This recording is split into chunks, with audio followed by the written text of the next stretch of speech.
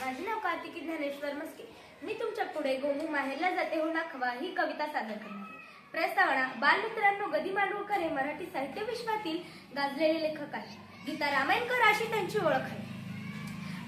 ते कवी म्हणून प्रसिद्ध आहेतच, पण त्याचबरोबर लेखक, पटकथा लेखक, कादंबरीकार म्हणूनही ओळखले जातात. या कवितेतून आपण साध्या भोळ्या कोकणी लोकांचे वर्णन करणार आहोत. गोमू माहेरला जाते हो नाखवा, तिच्या गोव्याला कोकण दाखवा. या ओळीचा अर्थ असा आहे की गोमू सासरून माहेरी येत आहे. तिच्या बरोबर तिचा नवरा देखील आहे. त्यामुळे नावाडी दादा त्याला म्हणत आहेत की कोकण दाखवे. त्यामुळे नावाडी दादा त्यांना कोकण दाखवत आहे.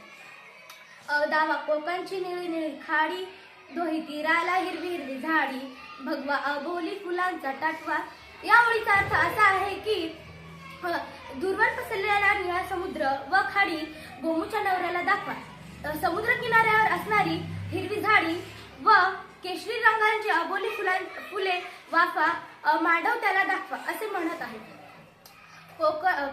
कोकणची माणसं साधी भोळी, कोकणची माणसं साधी भोळी, काळ जात त्यांच्या भरली शाळी. उंची माडांची जवळून मापवा, उंची माडांची जवळून मापवा, तिच्या घोवाला कोकण दाखवा, तिच्या घोवाला कोकण दाखवा. जवळून मापवा या ओळीचा अर्थ असा आहे की कोकणातील माणसे अगदी साधी व भोळी बाबडी आहेत.